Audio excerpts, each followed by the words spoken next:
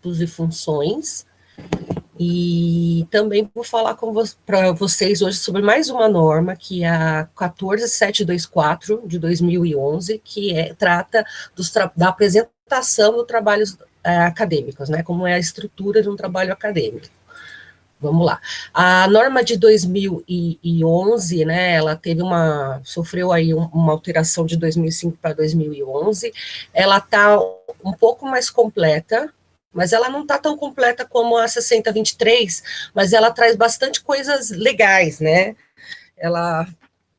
O sumário dela está bem completo, então, através do sumário, é fácil visualizar tudo aquilo que você precisa abordar dentro do trabalho acadêmico. Então, é bem importante prestar atenção no sumário desse instrumento. Também na USP tem disponível, ele sempre tem disponível, né, e está disponível agora a versão 2020 das diretrizes de apresentação de teses e dissertações, e essa quarta edição está super completa, vocês podem acessar através do link. Ele não só fala da estrutura do trabalho acadêmico, como também fala como devem ser as citações, como tem que ser as referências. Então, esse livro aqui, ele vai ajudar vocês muito nessa apresentação desse projeto, tá? Então, aconselhamos vocês a baixar essa publicação, tá bom? E o que é, então, um trabalho acadêmico? Vai ser aquele documento que vai apresentar, né, representar o seu estudo, o resultado do seu estudo, vai apresentar o conhecimento que vocês tiveram de um assunto dentro de todos os assuntos que vocês estudaram durante o curso, e aí vocês vão focar em alguns aspectos, claro, né, e aí esses aspectos vão ser sempre, né, baseados em uma metodologia, tal, e vocês vão seguir sempre a orientação de um professor específico, tá? Então, vai abordar algumas coisas, às vezes aborda um tema só, às vezes aborda temas correlacionados, mas é interessante vocês entenderem que, quando se trata de uma universidade, você vai estar sempre se deparando com algum trabalho acadêmico, tá? A tese, por exemplo, ela é um trabalho mais experimental, né, e ela é um tema mais delimitado, porém mais profundo. Você faz digamos que uma pesquisa um pouco mais profunda, né? Então, você tem que elaborar essa tese quando você está no doutorado, tá? Então, ela visa a receber, né, a obtenção do título de doutor, tá, ou similar. A dissertação, você já faz um trabalho também um pouco mais aprofundado do que um TCC, mas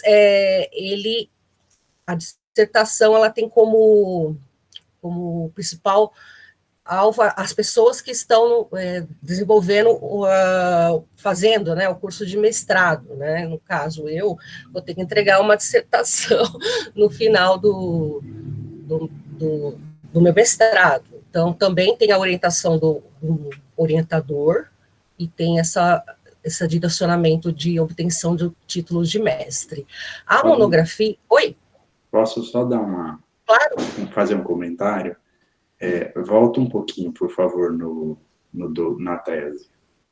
Só chamar a atenção o seguinte, ó, na tese, na segunda linha aí, elaborado com base em uma investigação original, constituindo-se em real contribuição para a especificidade em questão. E na dissertação, no próximo slide, por favor,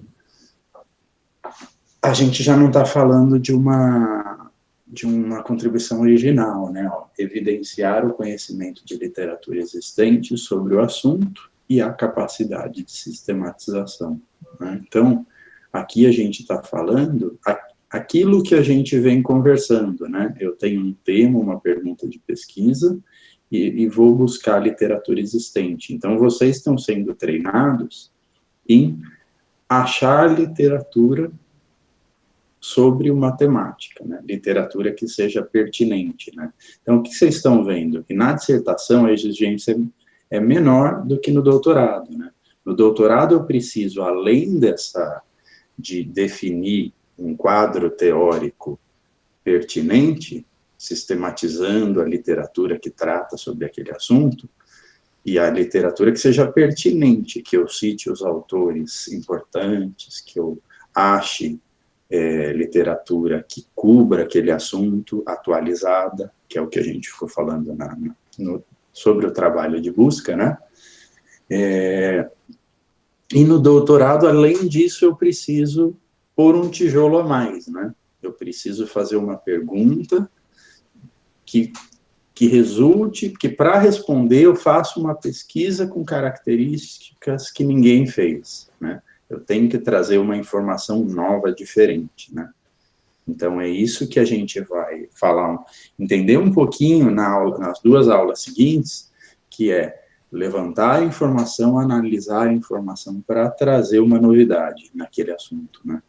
Tá? Só marcar, Fabi, essa diferença, né? Tá. Porque esse nível de originalidade, ele vai diminuindo, né, essa exigência. Doutorado, mestrado, monografia como um TCC, né? Então, essa originalidade, ela vai sendo mais exigida quanto mais a gente segue. Né? Tá. Até para te trazer tranquilidade no teu mestrado, Fabi. Tá bom? Vamos lá. Segue aí, desculpa. Imagina. Então, a monografia, né, vai ser basicamente o trabalho que vocês têm que fazer, né, quando vocês terminam o curso. Então, ela vai exigir uma exposição exaustiva de um problema ou assunto específico, investigado cientificamente, como requisito parcial para obtenção do título de especialista, ou exigido como conclusão de curso.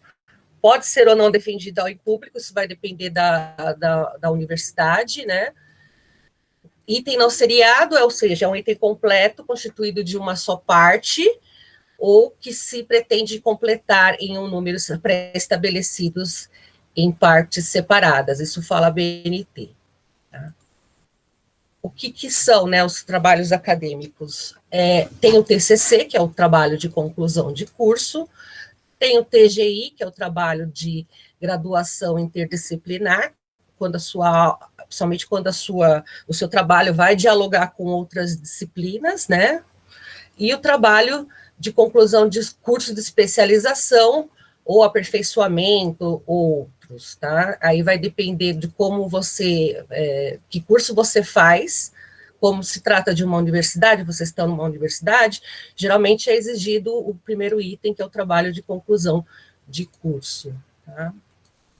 Então, a gente tem aí como é a trilha, né, dos trabalhos acadêmicos. Então, quem está na graduação, geralmente é exigido um TCC, né? Esse TCC, em alguns lugares, é exigido em formato de artigo científico, ou em uma monografia, né? Quando você faz uma especialização, ou MBA, eles podem exigir um TCC também, que é uma monografia, artigos ou trabalhos acadêmicos diversos, tá? Dependendo se você for fazer uma especialização numa área mais aplicada, esse TCC pode ter características diferentes, ser mais voltado para o mercado, por exemplo, então você traz estudos de caso, enfim.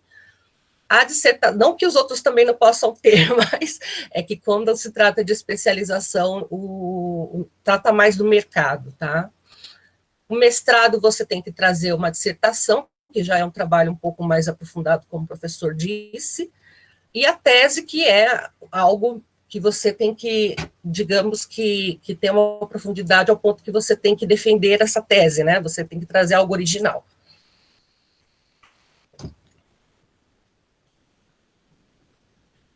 Então, agora a gente vai falar um pouco da norma 14724 de 2011, que ela vai virar para vocês e vai falar, olha, o trabalho acadêmico, ele tem que ser desse jeito, ele tem algumas coisas que são obrigatórias e algumas coisas que são opcionais.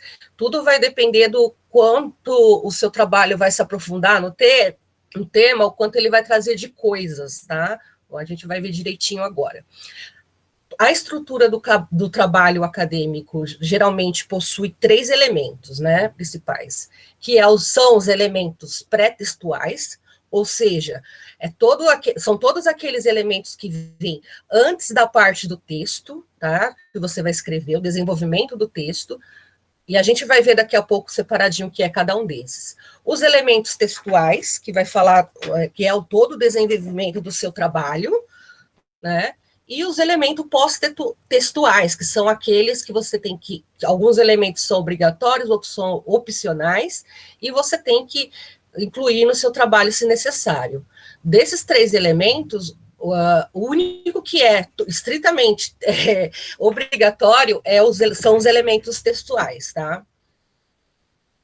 Então, o trabalho se divide desta forma. Os elementos pré-textuais vão desde a capa até o sumário, né? Então, tem ali a capa, a folha de rosto, a folha de aprovação, dedicatória, agradecimento, epígrafe, resumo, abstract, lista de ilustrações, lista de siglas, lista de símbolos e sumário. O que está em cinza são os elementos que são obrigatórios, elementos obrigatórios, tem que ter em todo o trabalho, tá?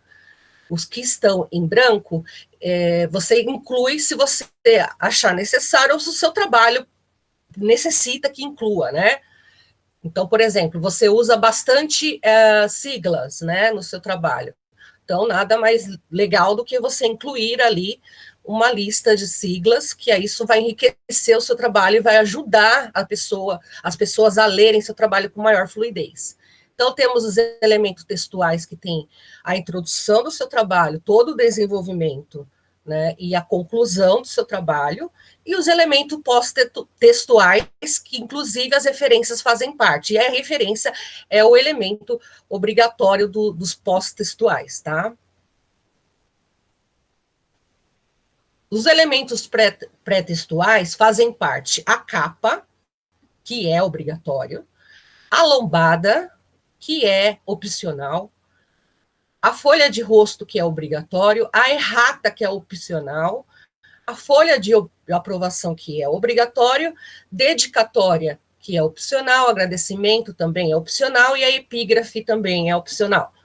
O resumo em língua vernácula ou língua portuguesa, que é obrigatório, o resumo em língua estrangeira, pode ser...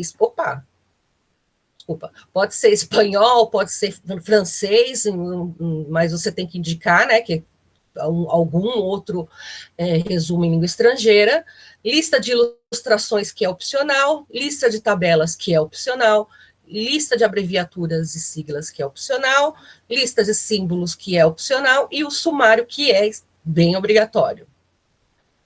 A capa. Né? A capa vai ser aquela proteção do trabalho, externa do trabalho, né, sobre o qual imprime as informações que são indispensáveis para a sua identificação. Como ele é um elemento obrigatório, então ele tem que conter algumas informações, tá? O nome da instituição é opcional. Lembre-se que toda a universidade tem um guia que vocês podem seguir. Então, este guia vai dizer se você tem que colocar o nome da universidade na capa ou não, tá? Eu acho que o da USP é necessário colocar sim. O nome do autor, lógico, dos autores do trabalho, ou do autor, se for você fizer sozinho, o título e o subtítulo, se houver, separado por 2 pontos, número de volume, se for mais de um volume, é bem difícil ter mais de um volume, mas pode acontecer se a pesquisa for muito grande, local, né, que é a cidade, onde a instituição que você estuda, e o ano que você vai entregar aquele trabalho. Então, a capa, ela vai ter mais ou menos essa carinha, tá? No geral, vem ali acima, né, o nome da universidade, o instituto, né? O nome do autor, o título, e abaixo, lá embaixo, tem que estar sempre o nome da cidade e o ano. Já a lombada é aquela parte, gente, que fica... não sei se vocês conseguem me ver aqui, essa parte aqui do trabalho, tá? Essa parte aqui que vai identificar seu trabalho se ele tiver numa estante, tá? Então, ele vai falar dessa margem, né? Fica ali naquele voluminho lateral da sua do seu trabalho, né? É um elemento opcional, ou seja, você não precisa cuidar de colocar uma lombada, mas entendendo que você vai fazer um depósito numa biblioteca, mesmo ela sendo uma universitária, que é uma biblioteca que as pessoas vão consumir esse tipo de material, é super importante colocar, tá? Eu aconselho sempre as pessoas a colocarem, porque assim as pessoas podem olhar na estante e ver sobre o que o seu trabalho se trata. Então, ela tem que conter também alguns elementos pontuais, né? Como o nome do autor e o título do trabalho, e os elementos numéricos de identificação. Por exemplo, isso aqui é um volume 1, isso aqui é um volume 2, tá? Então, isso ajuda bastante a entregar. Então, você tem sempre uma regra que você tem que colocar todos com a mesma fonte, né? E bem aqui, virados para o mesmo lado, tá? Então, quando vocês forem ter o TCC de vocês, vocês vão mexer com isso bem, bem profundamente. Então, a lombada vai ser dessa forma, tá? Que tem 2 exemplos, que tem lá nos diretrizes da USP, né? De como pode ser feita essa lombada, tá? Então, você coloca aqui o seu nome do autor, né? O título e o que é, né? Aqui no caso é um mestrado, a pessoa pode colocar dissertação também, isso vai depender muito do guia, tá? E tem toda digamos que uma regra de medição, então você tem que colocar lá, tem que ter 2 centímetros entre a cidade, 2,5 centímetros entre a cidade e o ano. Então, tudo isso aí tem marcado nesses guias, tá, gente? Folha de rosto, a folha de rosto é um dos elementos mais importantes que tem no trabalho, tá? Então, ela vai identificar o trabalho e a sua publicação, né? E é um elemento obrigatório, ele logo após a capa, e ele é um elemento que é mais considerado do que a capa, tá? Então, na frente, ele tem que ter, né? A frente dele vai aparecer uma capa, vai dizer qual que é o objetivo desse seu trabalho, e no verso dele vai conter a ficha catalográfica, tá? A maioria das fichas catalográficas são confeccionadas na biblioteca da faculdade. Tá? No caso de vocês, quando vocês terminarem, né, o trabalho de vocês, vocês vão pedir essa ficha catalográfica para a biblioteca da ECA. Tá? A USP toda, ela pede que, não sei se elas fazem isso também com os alunos de Bíblio, tá? Mas tem faculdade, por exemplo, universidade, que pede para todos mandarem para a biblioteca, que a biblioteca mesmo confecciona, menos os alunos da biblioteconomia, porque aí é um exercício que eles passam a fazer na prática, tá? Então, vocês consultem.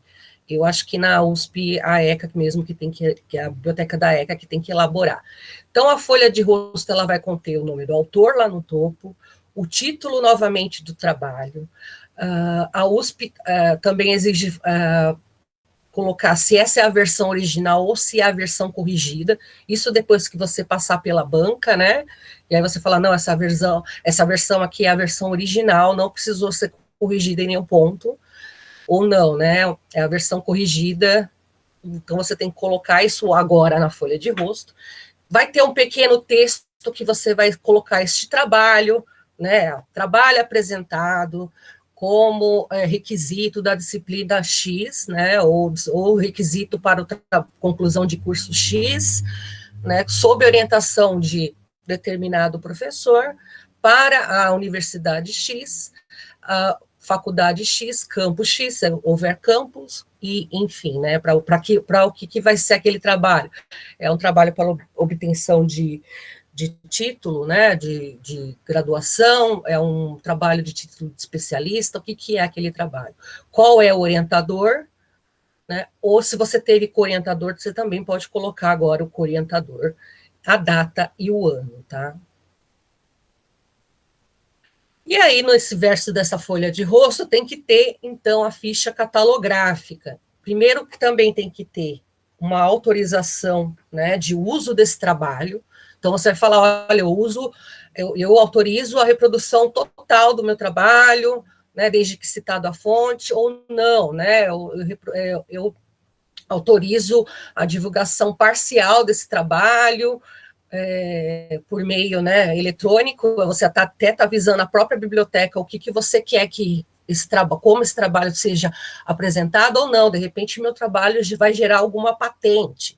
Então, você não autoriza a divulgação desse trabalho em meio eletrônico ou qualquer outro meio. Então, isso tem que ser colocado obrigatoriamente. Antes, a norma ela não falava sobre esse elemento, né? E agora ela fala, então você tem que colocar. Geralmente, coloca-se também quem fez essa ficha catalográfica, né? Então, a catalogação na publicação, feita pela biblioteca ou não, feita por uma bibliotecária X, que eu contratei para fazer isso, ou feito por você mesmo, né? Então, vai depender tudinho do que eles exigem no guia, tá? De vocês. Aí vai conter aqui a ficha catalográfica. Eu acho que vocês já devem ter mexido um pouco com isso, né? Ela tem todo um jeito de ser feita, né? Então, ela tem que respeitar esses espaços que são feitos, os elementos que são feitos. Então, tem que ter, basicamente, aqui o seu nome, o título do trabalho e o subtítulo. Novamente, quem é o responsável por isso, que é o autor, né? E o orientador, tem que incluir o orientador, e o ano. Tem que colocar a quantidade de folhas, se é ilustrado ou não, e se você vai entregar algum documento eletrônico, né? Vou entregar um DVD ou um CD com meu trabalho para a biblioteca colocar no repositório. Vai dizer o grau desse trabalho, então é uma dissertação, é mestrado em quê, né? Faz parte de qual programa de pós-graduação, qual universidade que faz parte, né? Aqui, no caso, né, o programa de pós-graduação da Escola de Artes, Ciências e Humanidades, Universidade de São Paulo, tá? É sempre do menor para o maior. Então, programa, faculdade, universidade. São Paulo, a cidade, né? O ano, e, novamente, o que tem dentro dos meios eletrônicos, se for necessário, tá bom? E se é a versão... Oi? Desculpa. Tem uma página da biblioteca da ECA que tem é só preencher um formulário e ele gera a ficha catalográfica. Automaticamente, Vou colocar aqui no chat, tá bom? É bem legal esses... Isso eu não pus nesse material ainda, depois a gente acrescenta. Tá bom. Esquecido disso, tá bom? Tá bom. Vou pôr no chat.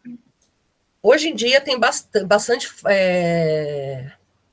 biblioteca que disponibiliza esse programa de geração de ficha catalográfica. É bem bacana, porque ali você já preenche todos os dados do seu trabalho e ele já entrega para você como deve ser a ficha, tá? Então, você vai tratar também, colocar aqui os assuntos que são tratados, né?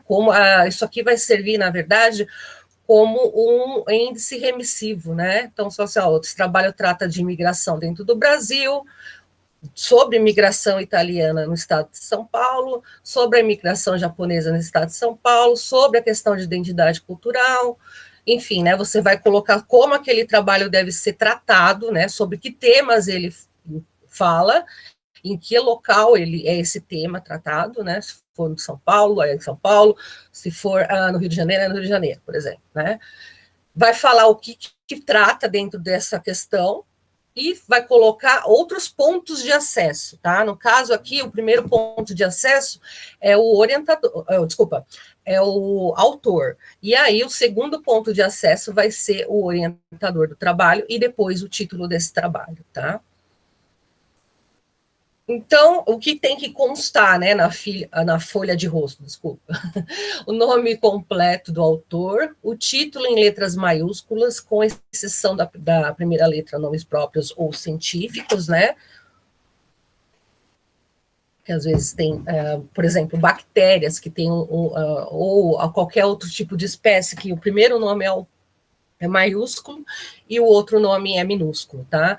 Subtítulo, se houver, deve ser preenchido depois dos 2 pontos, a indicação de versão original ou corrigida, número do volume, se houver mais de um, a natureza do trabalho, se é uma dissertação ou tese, ou se é uma monografia, tá? O objetivo, ou seja, aprovação em disciplina, grau pretendido ou outros, tá? Nome da instituição a que é submetida, área de concentração, nome do orientador, e se houver um co-orientador, você também pode colocar. A outra regra, ela não deixava isso muito claro, agora aqui fala que é permitido colocar o nome do co-orientador, local, cidade e ano de depósito ou entrega desse trabalho, tá? A errata, ela basicamente avisa que houve algum erro em algum lugar do trabalho e que você está corrigindo isso, tá? Então, é uma lista de páginas, folhas e linhas, você vai ter sempre que marcar na folha tal, na linha tal, né? Teve um errinho ali na página, na folha 32, na linha 3. Aonde se lê publicação, né? Leia-se publicação. Então, você faz essa correção. Isso acontece, você usa bastante errata quando o seu trabalho tá legal, tá com erro, mas tá bacana, mas você precisa já ter depositado esse trabalho, mas aí você viu que tem alguns errinhos ali de digitação, alguma coisa do tipo. Então, você faz essa errata, tá? Ele é um elemento opcional, deve ser inserido logo após a folha de rosto, tá?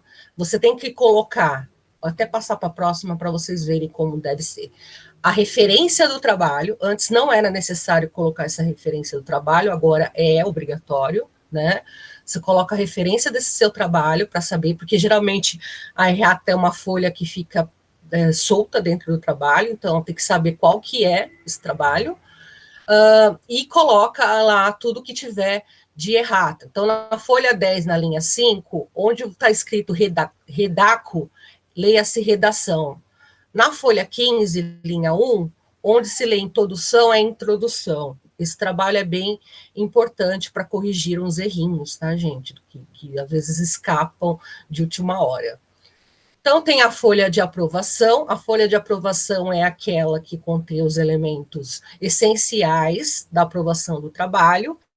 Ele é um elemento obrigatório, vem logo após a folha de rosto. Então, tem que ter o nome do autor do trabalho, o título do autor e o subtítulo, se houver.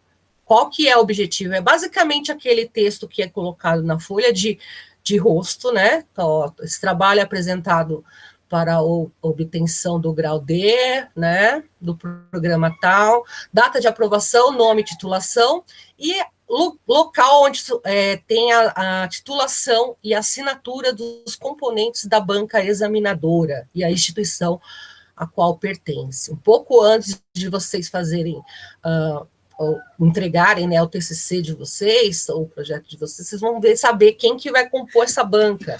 Então, se você já sabe quem é, você já escreve, né, já coloca tudo certinho, a titulação, o nome da pessoa, e deixa um local para ela assinar. Então, é basicamente assim, você pode colocar, você tem que colocar o seu nome, o título desse trabalho e o que é esse trabalho. Dissertação apresentada à faculdade, tal, né, para obtenção do título de tal. Tá? Aí você coloca aprovado em, é um local que você vai ter que deixar para a pessoa datar, né? E a banca examinadora, tem que sempre o nome professor doutor, instituição e julgamento, né? Ou professora doutor, instituição e julgamento. A folha de rosto, esse é o modelo mais simples que tem uns outros modelos que vocês podem fazer, isso vai depender do que pede o guia da sua biblioteca, tá? Tem biblioteca, por exemplo, que pede para colocar a referência novamente aqui em cima, né? Então, tudo vai depender do que pede o guia da sua biblioteca, tá bom? Mas tem que ter esses elementos e colocar um espaço para aprovação e a um espaço onde as pessoas que fazem parte da banca têm que colocar o seu nome, a instituição que elas pertencem e qual foi o julgamento delas, tá? A dedicatória não é um elemento essencial, é um elemento opcional, então você vai colocar logo após, então, a folha de aprovação. Até agora a gente está falando o quê? Da ordem, tá, gente? Se você querem colocar uma dedicatória, você tem que seguir uma ordem, ela tem que vir depois dessa folha de aprovação. E aí, geralmente, é digamos que é uma dedicatória um pouco mais curtinha, tá? Se você quer agradecer a todo mundo, por exemplo, deixa para fazer isso no agradecimento, tá? A dedicatória tem que ser bem concisa. 1, 2, 3 linhas no máximo, tá? É bacana colocar. Então, é aquelas pessoas que foram muito importantes no momento que você fez o seu trabalho. Os agradecimentos já é um texto, né, onde você escreve, e aí você pode fazer no textão, não tem problema, né? Então, agradeço só as pessoas essenciais na dedicatória, e no agradecimento você deixa para fazer textão para todo mundo. Então, é um elemento também que é opcional, você pode colocar o nome do seu trabalho logo após a dedicatória, que também é opcional, você coloca se você quiser. Então, o agradecimento pode ser um pouco maior, aqui você pode agradecer aos professores, ao orientador, à própria faculdade, se você recebeu fomento de uma instituição de uma agência de fomento, é legal você colocar também, inclusive incluir o nome desse projeto que você recebeu bolsa, né? Então, a parte de agradecimento já é um treinamento para vocês fazerem, né? Os devidos agradecimentos a todas as partes importantes, inclusive as agências de fomento, tá? A epígrafe, então, é um texto, né, de uma outra pessoa, é uma citação, alguma frase que você acha que é importante estar ali, né, ou significou isso para o trabalho, ou significou alguma coisa para você, não tem problema, tá? É um elemento opcional e é colocado após o agradecimento, tá? Então, depois da folha de rosto, a gente temos lá, né, a dedicatória, os agradecimentos e a epígrafe. Então, esses 3 elementos são opcionais, tá?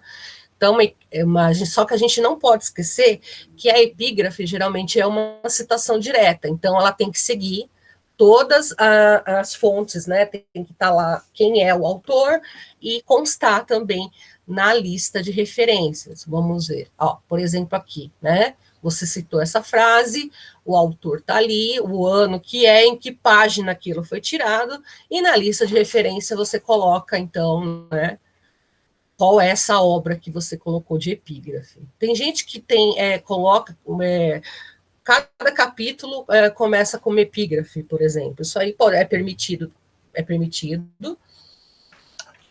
lógico, principalmente nas áreas de sociais e humanidades, tá? Onde a gente trabalha bastante questões, né, profundas, e aí você tem que colocar, se você colocou 5 epígrafes, essas 5 epígrafes têm que estar constando na lista de referência, tá, gente?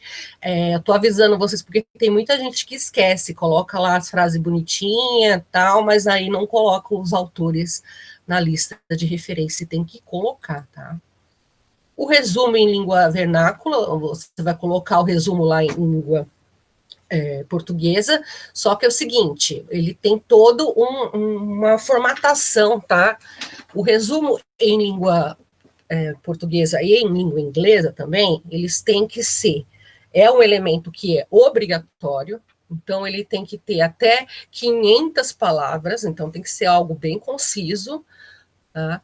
Então, segue a palavra resumo, né, aquele texto, e depois desse texto você tem que colocar algumas palavras-chave que representam, ou descritores que representam esse trabalho. A USP pede sempre para vocês consultarem o vocabulário controlado deles, para vocês já colocarem descritores que a própria biblioteca tem, ou que os próprios sistemas, né, eletrônicos, tipo o repositório, biblioteca de teses e dissertações já utilizam, tá?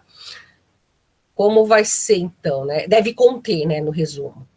Ressaltar os objetivos, métodos utilizados, resultados que for encontrado e as conclusões do trabalho, trazer termos aceitos e não de uso particular, então sempre consultem lá, né, a USP pede para consultar o vocabulário controlado, então obedeçam sempre isso, a maioria dos locais pedem para você prospectar alguns assuntos de algum lugar específico, tá? A primeira frase tem que ser bem significativa, explicando o que é o tema do trabalho, o tema principal do trabalho, situando ele no tempo e espaço, caso o título não seja, né, suficientemente explícito. Deve-se indicar a informação sobre a categoria do tratamento ou tipo de estudo. Usar verbo sempre na voz ativa e na terceira pessoa do singular. Isso é essencial, gente, tá? A gente vê muitos trabalhos que nós fizemos tal coisa, né? Então, não. Foi feito tal coisa, tá? Você sempre tem que usar a voz ativa na terceira pessoa do singular, tá?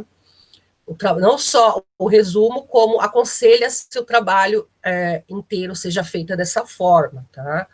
Então, vão treinando aí para sempre colocar na voz ativa, terceira pessoa do singular.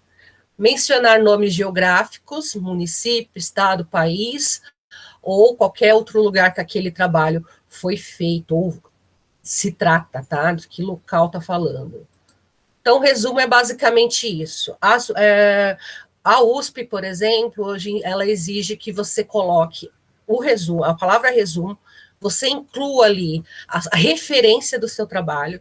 Então, a referência vai ser algo bem recorrente agora, né, na elaboração. Você vai colocar, é exigido, né, que se coloque, se você achar necessário, que eu acho que é bem necessário, na folha de aprovação, e no resumo também você coloca a referência do seu trabalho. Aí vai colocar ali o texto, né, falando essa dissertação, tal, aí você vai colocar as coisas bem explicadinhas, palavra-chave e algumas, quais são essas palavras-chave, tá? O que é importante vocês entenderem? Como que é essa formatação, tá? No resumo, é exigido espaço simples, tá? O resto do texto do trabalho vai estar em espaço 1,5, aqui é espaço simples, tá, gente? Então, essa é a diferença do trabalho inteiro. Em língua estrangeira é praticamente a mesma coisa, só que você vai ter que indicar em qual língua, né, aquilo, na verdade, vai estar escrito. Se for em inglês, você vai incluir a palavra abstract, se for em espanhol, resumen, se for em francês, résumé, por exemplo, né, e segue o texto nessa língua que você escolheu, e as palavras-chave também, tá? Então, na USP, por exemplo, é necessário, é um item que é exigido, então, sempre se atentem à formatação, que é espaço simples, e atente-se para fazer uma boa tradução, tá? Então, no caso aqui, a gente tem um exemplo do que seria um abstract, tem que conter também a referência em outra língua, tá? Não se traduz, gente, o nome da universidade, tá? Deixa como ela é em português mesmo, tá? E aí, o resumo do trabalho, mais as keywords, que significa a palavra-chave, tá? Então, vai ter que ser tudo traduzido. Lista de ilustrações. Essa lista é opcional, tá?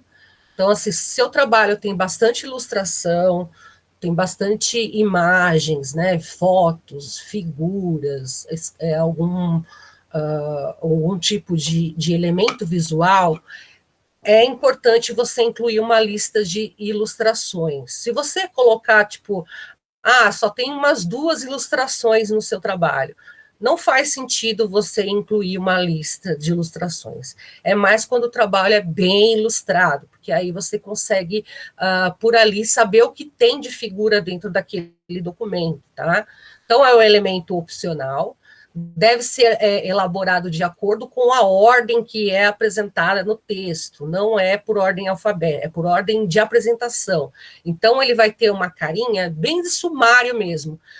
A figura X está na página Y, tá? Sempre vai ter isso.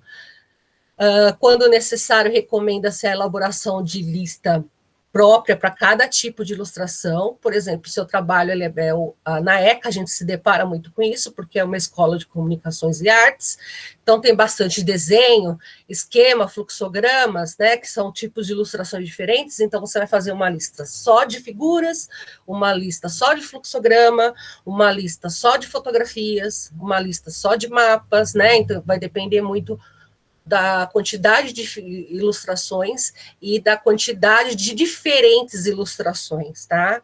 Mas é importante, quando o trabalho tem bastante figura, é importante a lista de ilustrações, tá? Isso é um exemplo, tá? As figuras vão seguir sempre uma ordem, né? A figura que aparece em primeiro é a figura 1, e assim por diante. Então, tem bem essa carinha de sumário, tá? A figura 1, o título dessa figura, em que página ela está. E assim vai ser o trabalho inteiro. Tá? Lista de tabela. Então, assim, as tabelas são elementos demonstrativos da síntese que constitui a unidade autônoma. É um elemento também opcional. Tá? Eu só tenho uma tabela no meu trabalho, eu preciso fazer uma lista de tabela? Se é só uma lista, uma só, não faz sentido você criar uma lista para indicar que há só uma tabela. Mas se você tem bastante, então é bom colocar, para saber que conteúdo tem dentro do seu trabalho, né? A ideia é passar essa noção para todos que estão olhando aquela obra. Então, tem que também ser, né, elaborado de acordo com a ordem apresentada no texto, segue o mesmo esquema das figuras, a diferença é que aqui você colocar a tabela 1, né, e o título dessa tabela, né, e o item, cada item designado com um nome específico, acompanhado do seu respectivo número de página. Basicamente é a mesma coisa da figura, a diferença é que aqui você vai dizer que é uma tabela e que em página essa tabela está, tá? A gente acha que não, mas às vezes o trabalho tem bastante coisas que devem ser feitas ilustrada de formas diferentes, e quando você vê, é necessário fazer uma lista de tabelas, assim, tá, gente? Então, fiquem, se tiver bastante, igual aqui tem 5. 5, por exemplo, eu já acho importante, sabe, colocar. Então, lista de abreviatura e siglas, né? Geralmente a gente usa isso muito, é o que mais aparece nos trabalhos, né? Então, a abreviatura é a representação de uma palavra ou locução por meio de algumas sílabas ou letras, né? Sigla é a reunião de letras iniciais dos vocábulos fundamentais de uma denominação ou título, isso é o que o BNT coloca. É um elemento opcional. Lógico que no texto, né, você vai ter que dizer, né, que sempre no texto aconselha-se, né, a primeira vez que você usa aquela sigla, ela tem que estar com o nome por escrito primeiro e depois a sigla. Por exemplo, estou escrevendo a Universidade de São Paulo, entre parênteses USP, né, então usei essa sigla e depois você pode dizer USP. Mas quando você está trabalhando com muitas siglas, muita abreviatura, então é importante você fazer essa lista de abreviatura e siglas, porque independente da onde a pessoa pegar do seu trabalho, principalmente agora que a gente tem aí os meios eletrônicos em que as pessoas vão buscar o trabalho e consegue buscar aquilo através de buscadores, elas algumas vezes não pegam o seu trabalho inteiro, pega só aquele trecho, né? Então, é importante você indicar uma lista, tá? Que é aquele, o que significa aquela abreviatura ou aquela sigla, tá? Então, esse é um exemplo, tá? Então, toda vez que eu falo AP, eu estou falando tal coisa, né? Fosfatase alcalina, que é o caso, né? Aqui, claramente se trata de um trabalho de química, então a química tem bastante sigla, bastante, né, representações de alguns componentes químicos aí que é usado de forma abreviada. Então, é um trabalho que exige bastante. Geralmente, na nossa área também é preciso fazer, tá, gente? Porque a gente usa bastante. Depende da área, a gente usa bastante sigla, tá? Então, lista de símbolo, O símbolo é um sinal que substitui o nome de uma coisa ou de uma ação. Também é uma lista de elementos opcionais. Na nossa área, a gente não vai ter muitos símbolos, né? Mas, assim, em áreas exatas, por exemplo, vai ter bastante, né? Então, exatas da computação tem bastante símbolos. Então, é necessário colocar se você utiliza bastante esses elementos. E segue a mesma coisa da lista de abreviaturas, tá? E siglas. Então, você vai colocar lá o símbolo e o que esse símbolo significa, tá? O sumário. O sumário é o elemento obrigatório, tá? Então, ele tem que constar em todo o trabalho. Ele vai colocar lá, né, vai enumerar as principais divisões, seções ou parte do trabalho publicação, na mesma ordem e grafia em que a matéria nele se sucede.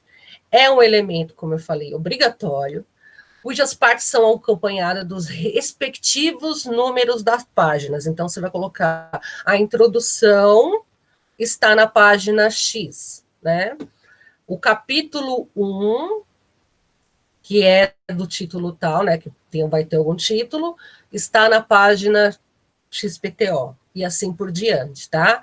Havendo mais de um volume, cada um deve constar o sumário completo do trabalho. Então, dividir o trabalho em 2 volumes. Você tem que colocar o sumário completo, constando também o que há no primeiro volume, ou no segundo volume, tá bom? Então, tem umas regras de apresentação para o sumário. A palavra sumário tem que estar centralizada, com a mesma fonte, tá, que é os títulos. Geralmente, o sumário ele é todo em maiúsculo, né? A palavra sumário é toda em maiúsculo. Tem que conter a subordinação dos itens do sumário, tem que estar destacado, tá, no texto. Aí, no caso, eu peço para que vocês olhem o que é exigido no guia da faculdade, tá? Por exemplo, tem faculdade que coloca que todas as sessões primárias, secundárias e terciárias sejam colocadas em negrito, por exemplo. A primária tem que estar em caixa alta e em negrito. A secundária tem que estar com a primeira só letra destacada e em negrito. A terciária tem que ser em itálico. Então, vocês têm que observar isso, o que a faculdade pede para vocês, tá? Então, os elementos, isso é importante, gente, os elementos pré-textuais não devem constar no sumário, porque ele está antes do sumário, né? Tudo que você colocou até ali não precisa constar.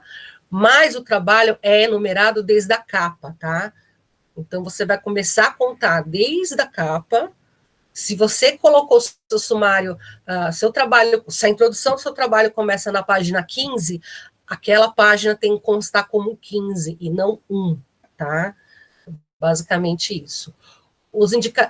E para fazer isso, eu tenho uma coisa muito gostosa no Word que chama quebra de páginas, que dá um trabalhinho, mas hoje em dia vocês conseguem achar isso tranquilamente no YouTube, como faz, tem bastante tutorial aí de como faz essa quebra de seção, quebra de página, para vocês conseguirem não deixar numeradas as primeiras folhas e numerar só as folhas que constam após o sumário, tá?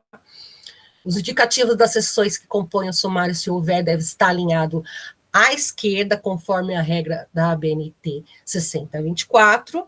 Títulos e subtítulos, se houverem, sucedem os indicativos das seções. A gente vai ver um exemplo aqui, né? Então, a palavra sumário centralizada. O capítulo 1, que é a introdução, está na página 12. A revisão de literatura, que é o capítulo... a introdução capítulo 1 está na página 12. A revisão de literatura, que é o capítulo 2, está na página 14. E assim por diante. Não são considerados capítulos, então não são numerados referências, nem anexo e nem apêndice. Depois a gente vai falar sobre isso, tá? Então você vai escrever seu trabalho numerando progressivamente essas seções, esses capítulos, até a conclusão. Após a conclusão, não se coloca mais sessão, tá? Não fala que não é mais capítulos de nada. Então, temos aí os elementos textuais, então é a parte do trabalho que é exposto, né, a matéria, constitui 3 partes fundamentais, que é a introdução, o desenvolvimento e a conclusão. Todos esses elementos textuais são obrigatórios, tá, gente?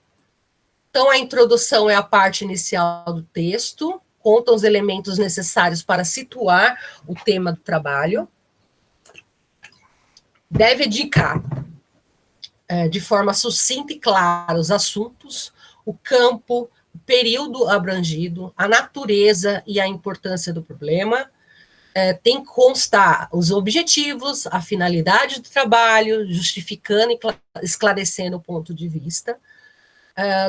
Também tem que ter os tópicos principais do texto, um roteiro, ordem e exposição, sem a menção dos resultados ainda, tá? Então, você já vai virar e falar, olha, esse trabalho trata disso, a gente vai abordar, vai tratar sobre o tema porque é necessário XPTO, né? A finalidade desse trabalho, por que esse trabalho justifica esse trabalho, o que você está fazendo sobre ele, né? E os tópicos principais, então você vai colocar, olha, no capítulo 1 vamos tratar de tal coisa, no 2 tal coisa, mas você ainda não vai dizer o resultado, tá? Um exemplo aqui, o professor tem várias ilustrações aqui do que seria, né, um exemplo desculpa, gente, o gato entrou. O que seriam, né, essas introduções, né, a revista científica, aqui, em diversos campos do conhecimento. Não sei se o professor quer dizer alguma coisa desse ponto, professor.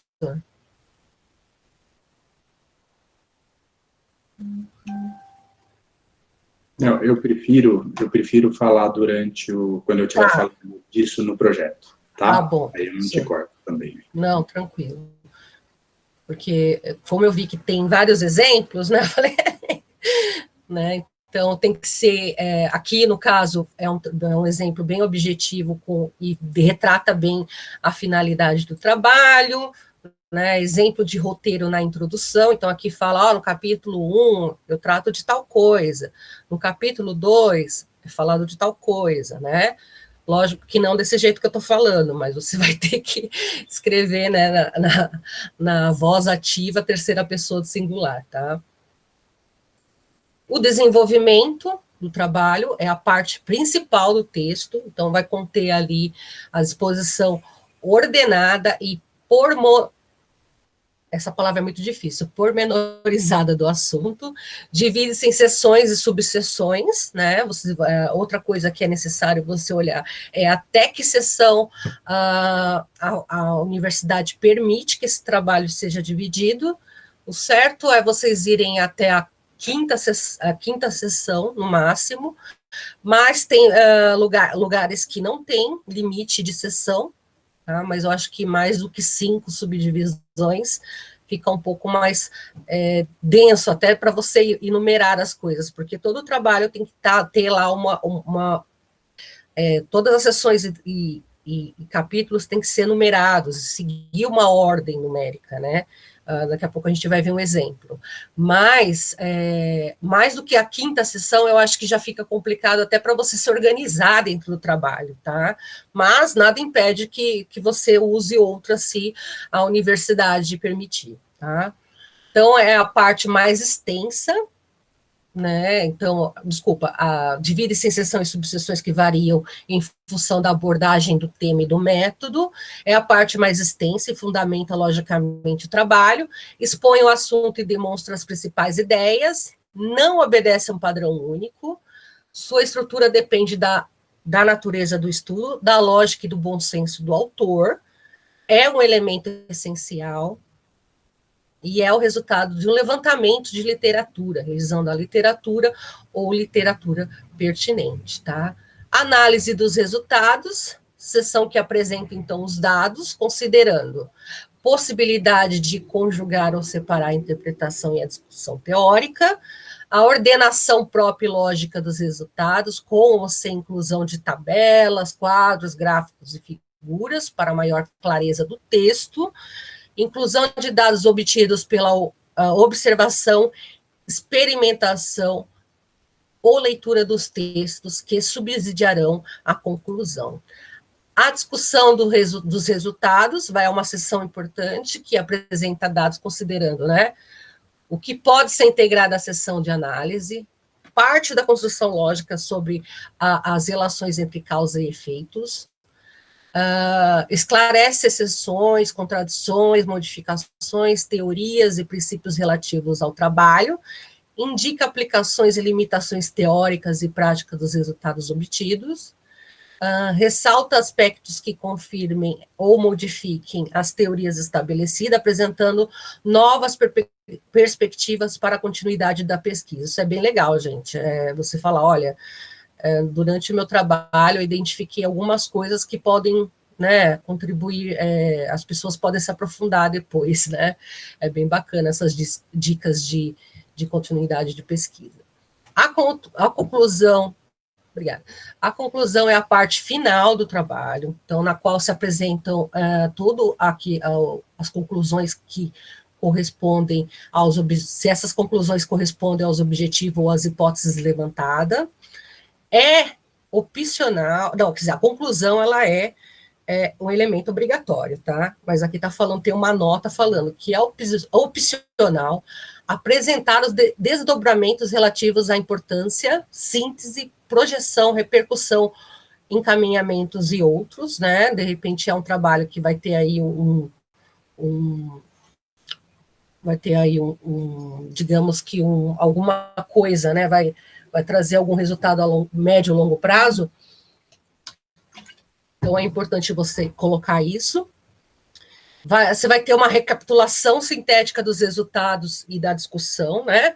Então, você vai abordar, olha, a gente viu que na revisão de literatura, então é sempre um texto assim que você vai meio que passar por cima de tudo que foi feito e trazer ali, né, os resultados.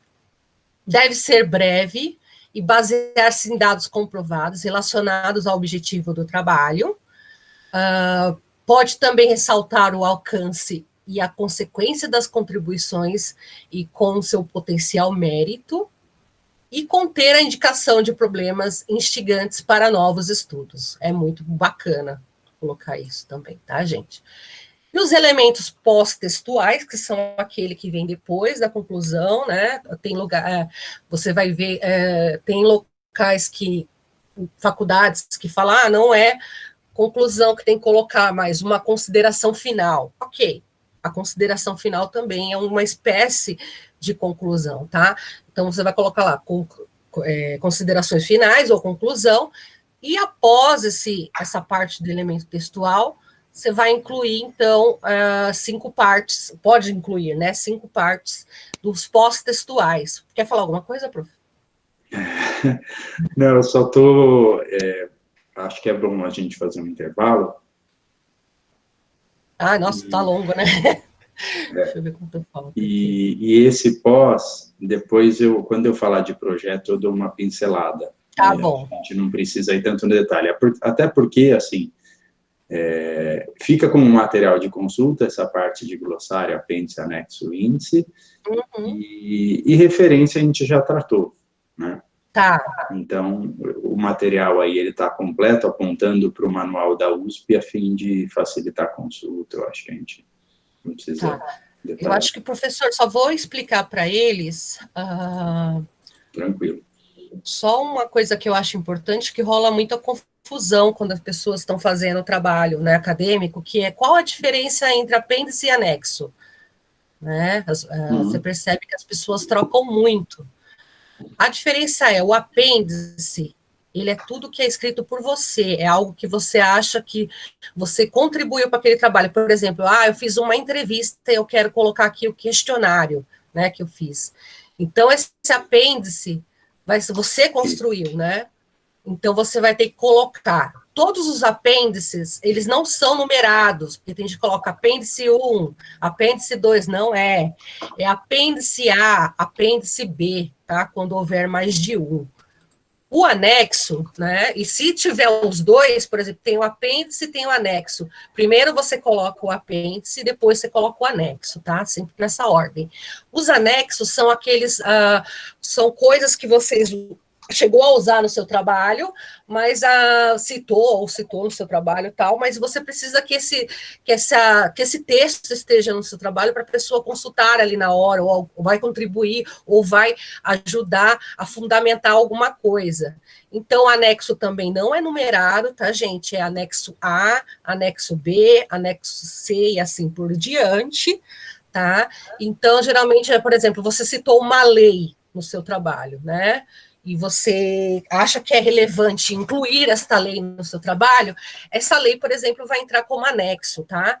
Eu só estou falando isso porque tem o costume de bagunçar um pouco essas ideias, tá? Então, o apêndice é aquilo que você criou e você coloca no seu trabalho para mostrar, né, que você criou algum texto, algum questionário, alguma coisa do tipo, e o anexo é tudo que vai contribuir para ressaltar algum texto que você tenha usado no seu trabalho, mas que você não é o autor, tá, gente? Não são numerados, são colocados por ordem alfabética. Então, é anexo A, anexo B, anexo C e assim por diante, tá?